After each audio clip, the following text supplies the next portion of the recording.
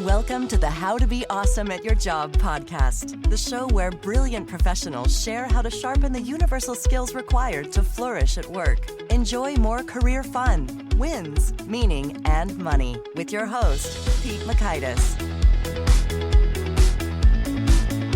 Hello, and thanks for joining us for episode 566 with Mike Michalowicz. Mike is sharing what to fix next so you can better focus, you can stop the firefighting, and get more good, solid stuff done that matters. You'll learn 1, how to identify what you need to fix next. 2, a crucial question you're forgetting to ask. And 3, the tremendous energy unleashed by providing the context for goals. So if you want to check out the show notes or the transcript or the links to items we've referenced, expand the episode notes or show description in your podcast app player, or visit awesomeatyourjob.com/EP566.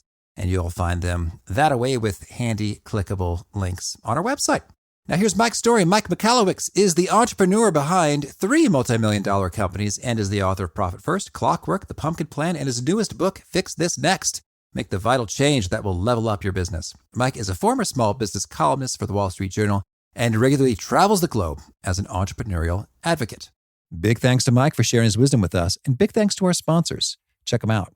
And big thanks to our sponsor, Acorns. Acorns makes it easy to start automatically saving and investing for your future. You don't need a lot of money or expertise to invest with Acorns. In fact, you can get started with just your spare change. Acorns recommends an expert-built portfolio that fits you and your money goals, then automatically invests your money for you. NerdWallet.com, whom I love on these sorts of matters, gives Acorns a whopping 4.7 stars and says, quote, if you want to make the most of your spare change, there's no better place to do that than Acorns. Head to acorns.com/awesome or download the Acorns app to start saving and investing for your future today. And we got a legal disclaimer here. It may not be representative of all clients. Tier 1 compensation provided. Compensation provides an incentive to positively promote Acorns. View important disclosures at acorns.com/awesome. Investing involves risk, including the loss of principal. Please consider your objectives, risk tolerance, and Acorns' fees before investing. Acorns Advisors LLC, Acorns, is an SEC-registered investment advisor. Brokerage services are provided to clients of Acorns by Acorns Securities LLC, member FINRA/SIPC. For more information, visit acorns.com.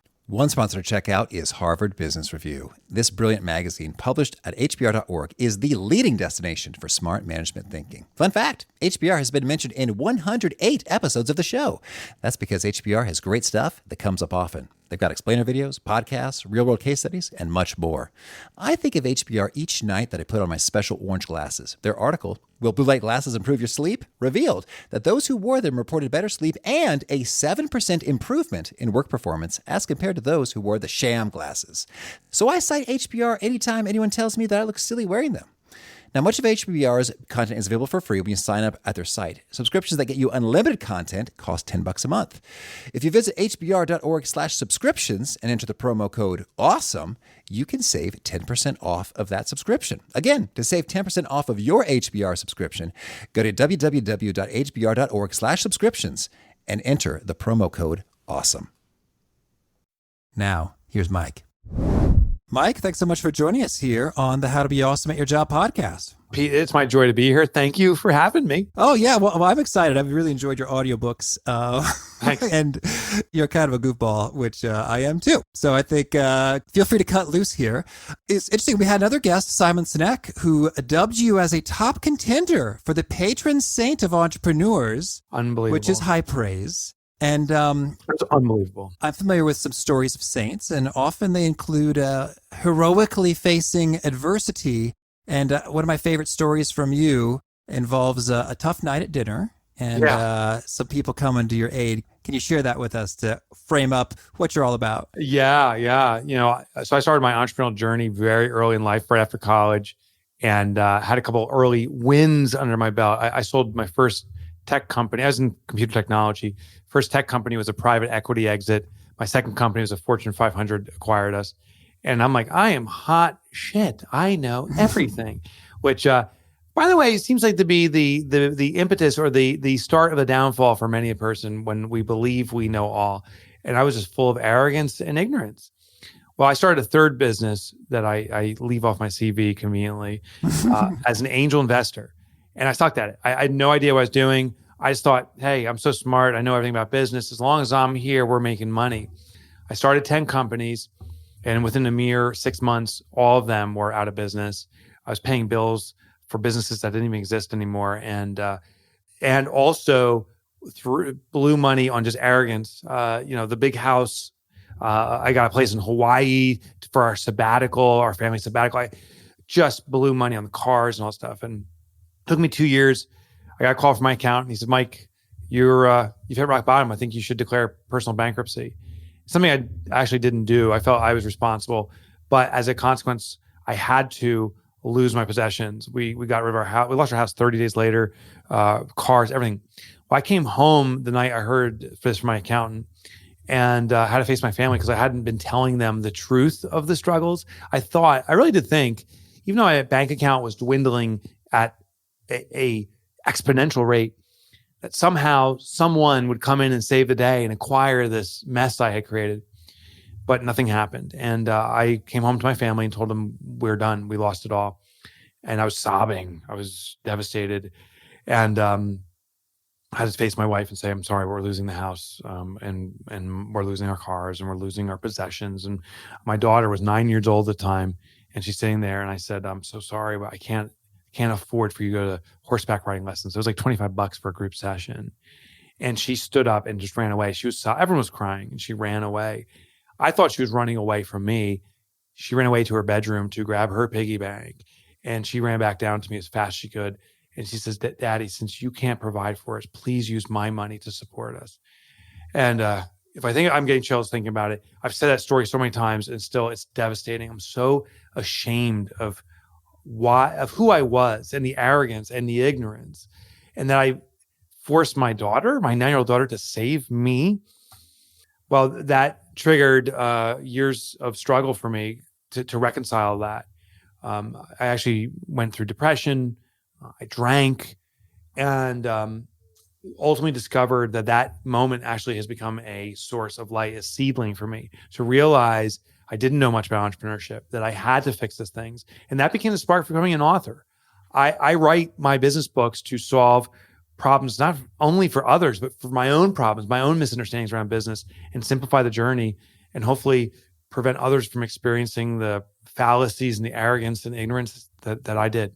Well, that is powerful. And thank you for sharing that again with our audience here. My joy. So you are renowned as an author for entrepreneurs and small business owners. And, in chatting with your publicity folks, it's like, well, I love Mike's flavor, but we've got a little bit of a different audience here, which is more so professionals, kind of in the middle of the hierarchy as opposed to the owners. Yeah. But there's a lot of great sort of tools and frameworks and approaches that are totally applicable in your next opus here, Fix This Next. So can you orient us a little bit in terms of what's the book about and why is it helpful? Yeah. So what I did is I wanted to figure out, is there a common DNA or structure for businesses? And I'm convinced I found it. And it's something that we all can use regardless of our title or role.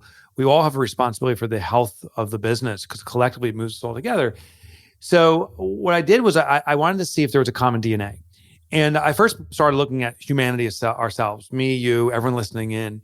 If you look at the essence of who we are, we're identical. If you peel back the stuff we judge, the skin, the height, male, female, and we look at the essence of it, the makeup is basically the same. Like if I was having a heart attack, the doctor wouldn't say to me, where's your heart? Do you keep it in your foot? Or, is it in your ear? No, the heart's in the same place for all of humanity. So they know how to operate on us.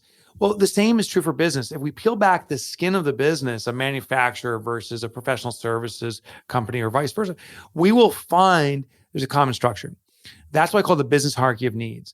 The business hierarchy of needs, I translated from Maslow's hierarchy of needs, which defines human needs.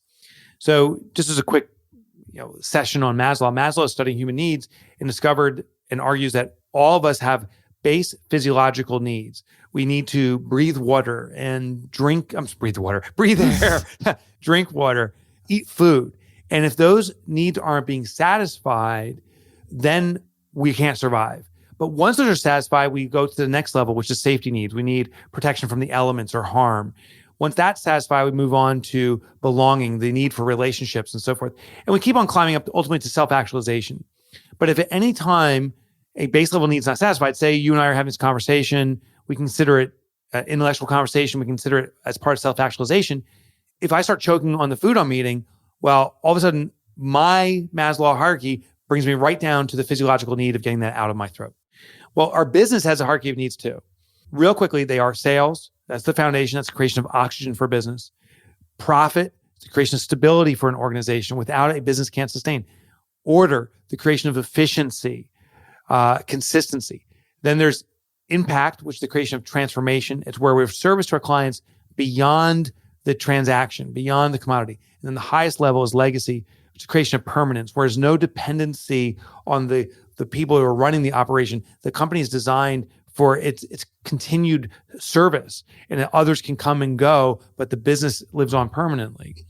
The difference between Maslow's hierarchy and the business hierarchy, while they're very similar, is one great distinction.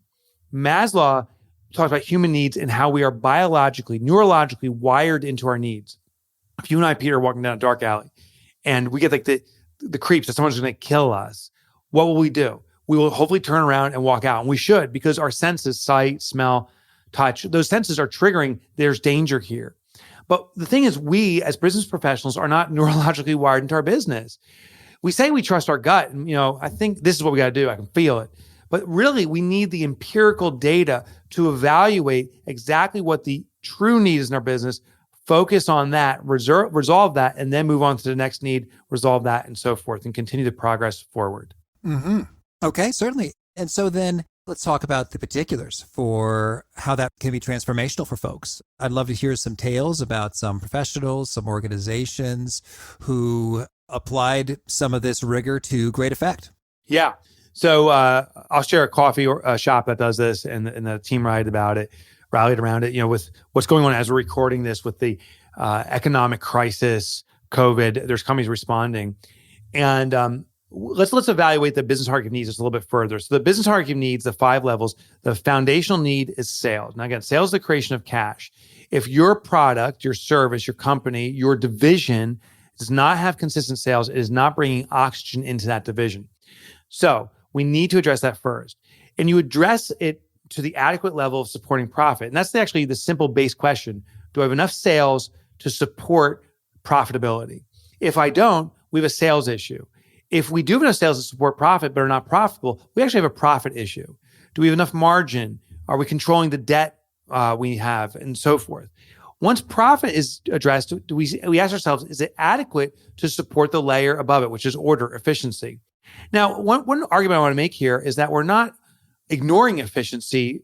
You have to have some order and efficiencies in our sales process when we're doing that. You have to have some system for profitability.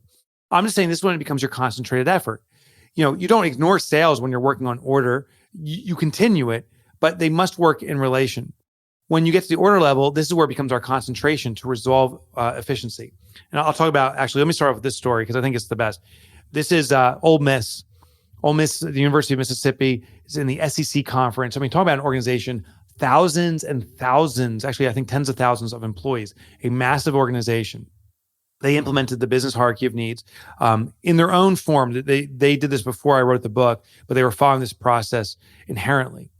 And what they noticed back in, I believe it was the early 2000s, that the school had noticeably less applicants than any of the other SEC schools. So the first thing we do is when we have a problem, we ask ourselves, where does it reside in this hierarchy?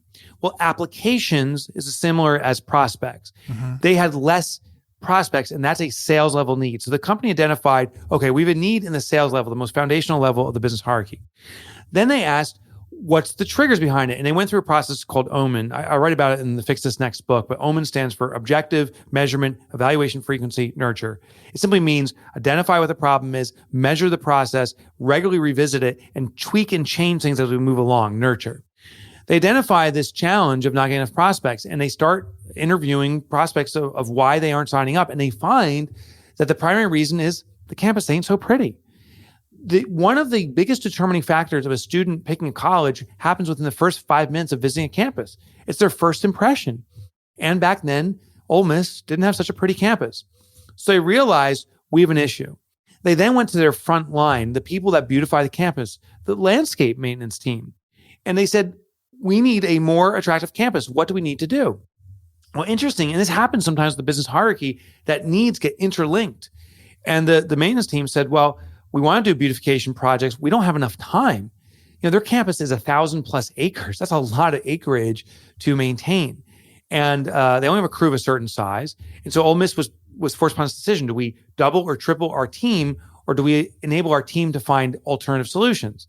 Well, it wasn't in their budget to triple the maintenance team. So the team had to figure it out.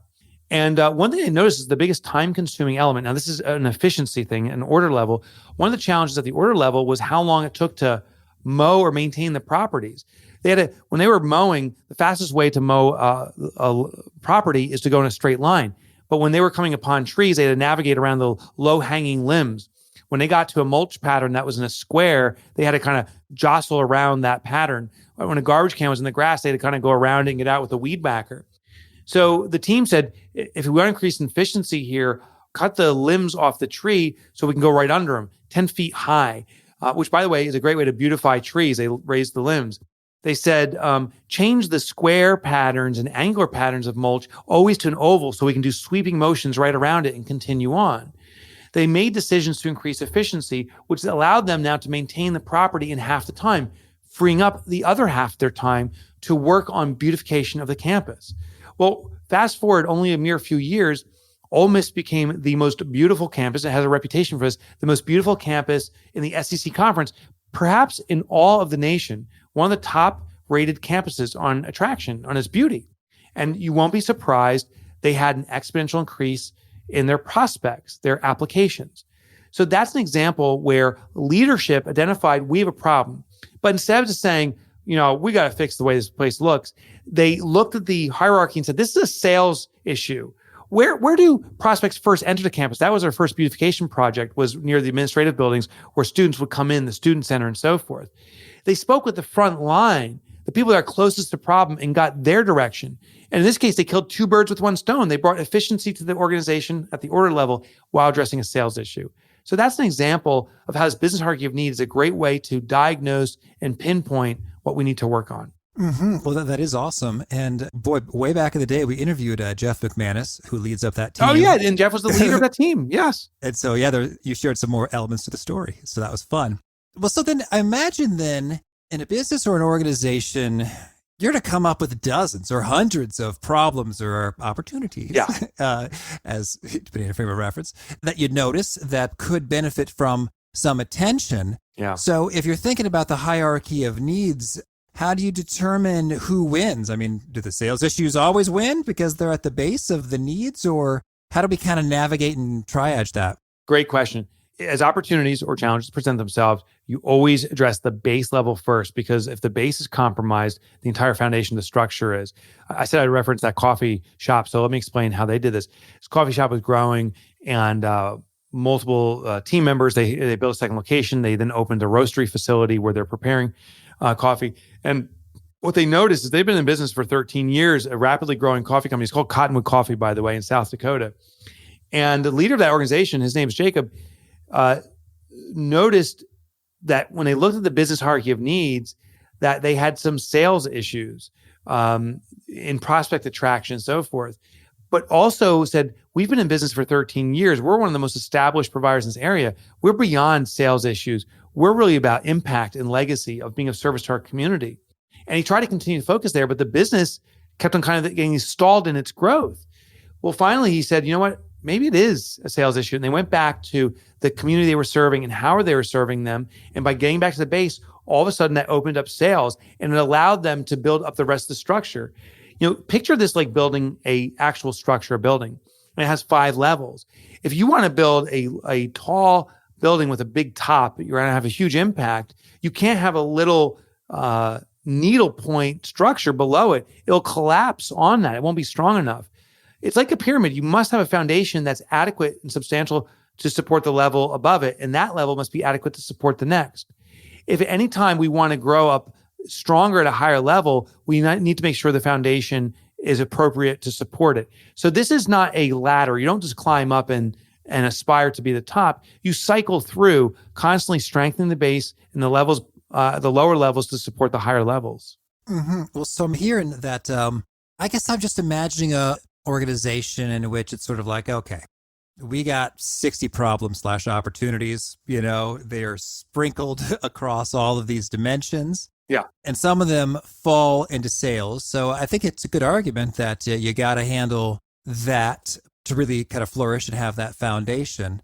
I guess I'm thinking in a way, everything could always be better.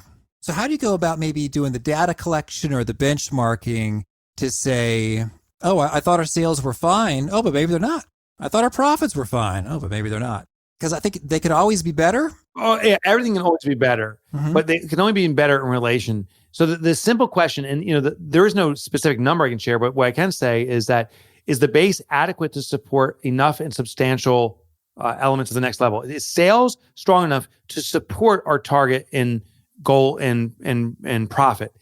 And a lot of this is just communication. I'm surprised how many divisional leaders, we have some public companies that have implemented the business hierarchy of needs, and these divisions are taking on without consideration of the overall business hierarchy of needs. So there's a greater business hierarchy, and then within it, each division becomes its own little hierarchy. So we got to work in relation to that. So what's the major corporate goal and need specifically? Then we look back and we say, in our division or in our field of responsibility, do I have adequate sales to support the profit expectation for me? And if so, then I actually have a profit issue. If profit isn't there, it's not a sales issue. Sadly, I see businesses go, we just need to sell more. We're going to sell our way out of this. It's the most common thing I see from business leaders, and it's one of the biggest mistakes because sales does not translate to profit. I see businesses sell unprofitable items, and while their sales dollars go up, the profit margins are getting thinner and thinner, and the business is actually struggling more. So it's all in relation. We need clarity from the next one, who we're connected to, the next leader that we're working with, and what are the profit expectations to drive your needs? What are the sales expectations? What degree of efficiency? How many resources can we use to get this stuff done? And what are the turnaround times? Those are questions we have to have clarity on. And that way, we're speaking up the chain all the way to the leader or leaders of our organization to understand the needs, and they drive them back down. So it works in relation, and it works through communication. Mm-hmm. Well, so then it sounds like there's expectation setting and communicating, that's going forward. Oh, yeah, of course, right? It's funny. I say of course, and yet it doesn't happen. I'm shocked at how many businesses have arbitrary goals. Yeah, that's what I'm getting at is the arbitrariness. Like, how do we unarbitrary them and make them based on something real? Yeah. And the simple question is why? And how does this serve us? I worked for a Fortune 500 after I got acquired, and I was blown away by the lack of communication, or at least around goal setting. There's a lot of communication around red tape, but there was not a lot of communication around goal setting. And so when I was told, hey, Mike, your department has to do X, I said, why? And they're like, because that's what we told you. I'm like, but what's the reasoning behind it? And that started an understanding of the importance of how it serves the company in a greater whole. Now I had context. It actually empowered me in that division. I only worked there for a year before I went back out to start my own business. But then it gave me context of why I need to achieve what I need to achieve. That's a very empowering thing. So get the context. I love that so much because when you asked why, they're like, what? What? It's like, no one's ever really asked me that before, Mike. I just kind of accustomed to telling people what they need to do, and then they try to do it. Yeah, it was shocking. And part of it too, I think, was just history. Well, that's what we always do. We just pick 10% higher. Well, why not pick 50% higher? Well, because we never do that. So that context, and it isn't to be challenging in the confrontational sense. It's to be challenging in seeking clarity. And just because in that case, the leader of our department wasn't telling me that, didn't mean it was right to ignore that. That I had a responsibility to step up and ask, which made us both better leaders, I think, as a result. Okay, that's cool. Well, so then let's zoom in to a professional who's somewhere in the middle of things, and they've been communicated a target. We need to reduce the manufacturing waste rate by 10%, or the conversion rate of clients needs to be increased by 10%, like something. Yeah. And maybe have a good conversation about, well, why? Oh, okay, I see how that makes sense and interrelates and fits with the other dimensions. How do you go about making that happen in terms of determining what to fix next within a narrower scope of your responsibilities? Yeah, so this is where we present the hierarchy of needs. So you talked about conversion, you talked about manufacturing, defect or efficiency. Yeah. So two separate kinds of responsibilities. Two separate things. One was a order level, one was a sales level. So what we do is we go back to our department leads and say, listen, I'm being given direction in this hierarchy and there's two different demands. The default is we always go to the base, but do we understand, is that a necessity? Because those could be, the leader could be giving you arbitrary goals. Do we have adequate sales to first drive that efficiency and will it have greater impact on our business? Or do we need the sales in place first in order to make the investment in building the efficiency? So we have to figure out the sequence. Right. Like you might be too small to make investing in the super cool technology or robot. Oh my God. Worthwhile. I see companies that have so much potential efficiency, but so low flow, it becomes actually less efficient. I worked with a major playset manufacturer, one of the bigger ones. They're over $100 million in revenue. And what was so fascinating is they had this massive equipment and the complexity in setting it up was so time consuming. Now they had the demand. Once that system was set, it was just, ring out process to process. So the gain was in more volume. But if they just put one play set through that, the 16 hours of setting up, someone could have hand painted 3 play sets on their own. Mm-hmm. It'd be faster to actually do hand painting. So this stuff always works in relation. Yeah, that's great perspective there. Okay, well then I'd love to hear in terms of sort of what's the alternative? Like if we're not thinking in this way, I guess it's arbitrary and you're not motivated or inspired because you're not connected to the why. You could misallocate your resources and attention on things that don't really matter. Could you sort of share with us, what does life look like when you're doing this versus not doing this? And what are some of the best and worst practices to making sure you're doing this well? So with the business hierarchy of needs and the Fix This Next process, the first thing we always talk about is what's called lifestyle congruence. It is the base of motivation. How does this serve you?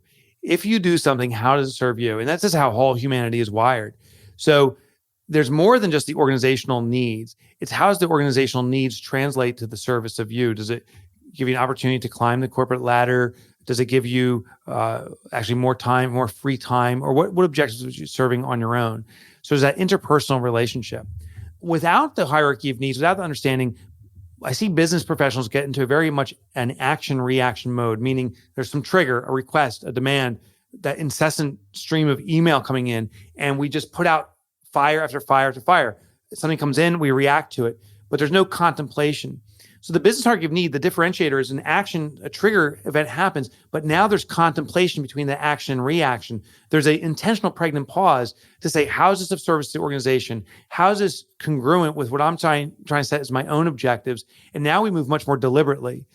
The business hierarchy of needs helps us focus on the next impactful thing to do.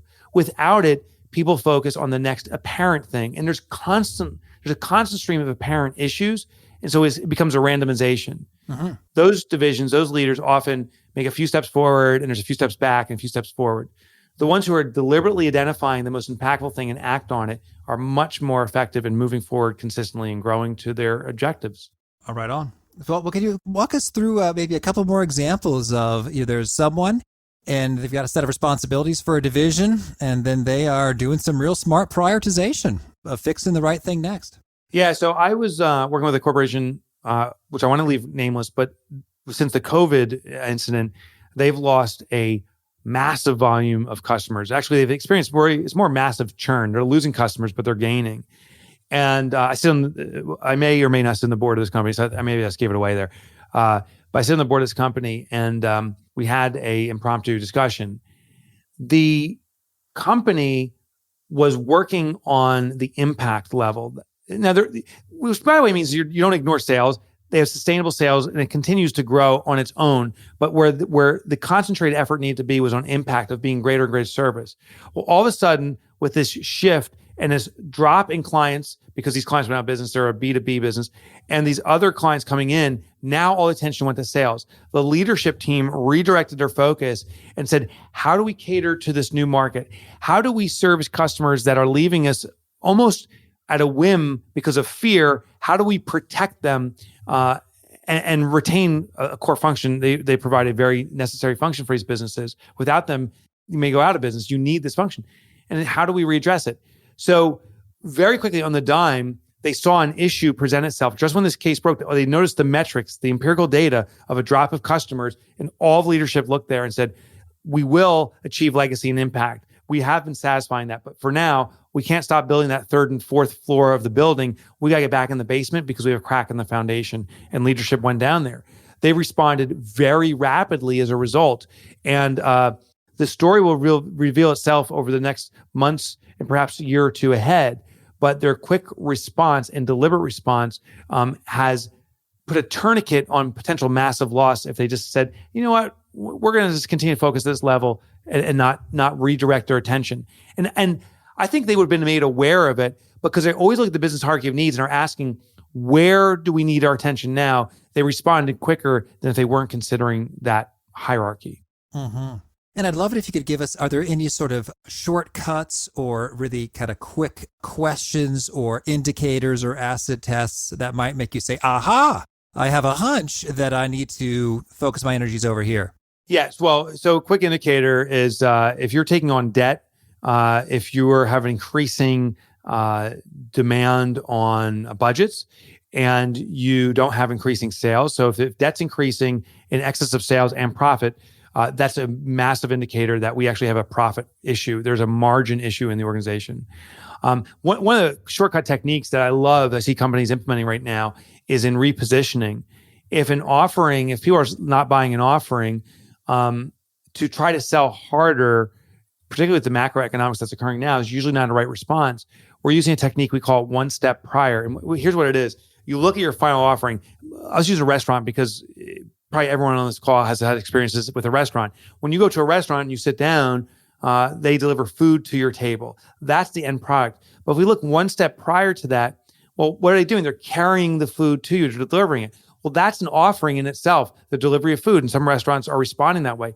What happens one step prior to that? Well, there's a preparation of food. A restaurant could make that an offering, make it a new product by recording the 10 most popular recipes and deliver that as a new product offering. What happens one step prior to that? Well, there's the procurement of raw materials, the inventory, the meats and vegetables. Maybe they can sell that. So I see organizations reconsidering if there's a stop in sales or you see some empirical data with a drop off. One option too is reconsider the packaging in the first place. And that's a real simple shortcut to do that. Mm-hmm. Well, thank you. Well, tell me, Mike, anything else you want to make sure to mention before we shift gears and hear about some of your favorite things? Yeah. So the last thing I just want to mention is, there's a resource for you if I can share that. And there's a process. So I'll do the process first. It's called OMEN, O-M-E-N, stands for Objective, Measurement, Evaluation, Frequency, and Nurture. Once we identify what to work on, you can use OMEN as a simple structure to measure and ensure the progress, the results you want. Then there's a resource that I'm encouraging people to use because it's totally free and it's a quick evaluation for your division, your business. It's at fixthisnext.com. So if you go to fixthisnext.com, you click on free evaluation. You can take a 5-minute, it's a series of questions to really pinpoint what to work on next. And there's no download. It just the results appear on the screen and you can take action on it. So it's a good compass or guidance tool. Awesome. Thank you. Well, now could you share a favorite quote, something you find inspiring? I have it above my desk at home, and I'm going to bring a big one and put it in our hallway here at our office. Be yourself. Everyone else is already taken. In my final assessment of business and a life, the most successful people are the ones who are most joyous. And it's the ones who truly are simply themselves and allow the business to be a platform to be more of themselves. Mm-hmm. And how about a favorite study or experiment or bit of research? Right now, I'm studying quantum physics, mm-hmm. and I'm studying this concept of basically time relativity, but basically that we're in a box universe. Actually, that's not even the right term, but that all time has happened simultaneously. So the past, the present, and the future has already all occurred. It's all available. It's time slicing effectively, and it's a mind wrap. I've been studying it intensely and really trying to wrap my head around it. And it's just changing my perspective of life itself. Wow. Could you point us to a book or resource to get into that? Yeah, well, Stephen Hawking has some good research around that. Simple Answers to Big Questions is a good starting point. Mm-hmm. And then the BBC has some really great basic teachings in some of those ethereal concepts. Mm-hmm. And how about a favorite book in general? Well, I say a current one it's appealing to me. It's called 100 Days of Rejection by Jiang, I think is his last name. And it's just this guy who studied the power of intentionally being rejected. It's really a cool concept. Mm-hmm. And how about a favorite tool, something you use to be awesome at your job? We use a tool called Voxer here at our office for rapid communication. It's a really cool way to batch communication and keep a record of communication. I think particularly in the virtualization of business that's really being enforced now, that we need a new way to have still a semi-tactile experience and engage. And this has superseded voicemail or email. It's just a better form of communication for us called Voxer. Mm-hmm. Yeah, I think my friend Lisa, who's also on the podcast, Lisa Cummings, loves Voxer. And how about a favorite habit? Something that helps you be awesome? Well, every morning I exercise, and after that I do a singing bowl. It's a bowl that you hit and you can rub a stick on it and it rings. And I use that for meditation or prayer time. And it's just a great way for me to put thoughts out into our world and universe, and a great way to sense relief too. So you move the bowl, and do you say anything or just think? Or no, a singing bowl, it's like a bowl, like a cereal bowl made out of metal. You tap a stick on it and it makes a chime sound. I think I've seen that, yeah. And then as you move the stick around, the vibrations continue. So the chime actually gets louder and louder, and you can make it softer, and there's ways to change directions on the chime. And the visualization I use is it puts out sound waves or vibrations into the world. And so as I have my thoughts, I put thoughts out for the goodness of humanity, of people, health, I can see it visually going out. So it's kind of a cool visualization tool and an audio tool. Mm-hmm. And is there a particular nugget you share that really seems to connect and resonate with folks, and they quote it back to you often? You know what? One thing that's been really powerful is people speak the truth through their wallets, not their words. And I've used that as an asset, is measure people by their action, particularly when we're in a business. Are they willing to spend it or not? Because if they're saying we support this, we love it, and they don't spend, they don't support it, they don't love it. I've lived that a few times. Yeah. And if folks want to learn more or get in touch, where would you point them? So you can go to fixthisnext.com to do that evaluation. And if you want to learn more about my research of business and business operations, you can go to MikeMichalowicz.com. But here's the deal, Pete. No one can spell Michalowicz, so I have a shortcut. It's Mike Motorbike, as in the motorcycle. It was my nickname in high school, so I still own it. So MikeMotorbike.com. And if you go there, all my research is available for free on blogs and podcasts. I also have my books there. I used to write for the Wall Street Journal, and it's all for free at MikeMotorbike.com. Mm-hmm. And you have a final challenge or call to action for folks looking to be awesome at their jobs? Yeah, listen, this is the time to step up. And the world kind of got punched all business leaders in the face right now, and is also asking you to turn up the heat because we need the economy to keep going. So the call to action is really a call to arms. It's time for us as business professionals to step up, step forward, and start kicking some ass. All right. Mike, thank you. This has been a lot of fun. I wish you all kinds of luck as you're fixing things next. Exactly. Thank you. I love so much of what Mike had to say, and I'm going to zero in a couple things. One was when he said the most successful people are the ones who are most joyous, who truly are simply themselves. And I really do see that. It's like we heard earlier about folks who are primal or tapping into the primitive drive, and they're all a little bit nuts. And here, I think that really bears out. Like, folks are just loving, doing their thing, dorking out, finding the joy, being themselves, and great things are flowing from that. And the other one was when his boss gave him the goal, the objective, and he asked why. I love that so much because it's just like surprising to everybody. Like, what? No one's ever really asked me that. But when you ask the why, you get the context, which gives you some more motivation. It gives you a broader understanding and perspective of the strategic interdependencies of your organization and what you're after and how your stuff fits into the broader stuff and what you might need to do as a result to make that work. I love it. This is the goal. Why? Awesome stuff. Again, the show notes, the transcript, the links to items we've referenced are at awesomeatyourjob.com/app566. If you haven't already, I encourage you to push subscribe. You'll catch our next guest, Kristen Neff. She is sharing how to be and why to be more self-compassionate. If you've been beating yourself up at your lack of productivity and distractedness amongst this pandemic situation, well, I think she may have just the antidote for that. I hope to catch you there, and peace. Thanks for listening. To get the most out of the show, we recommend 2 key things.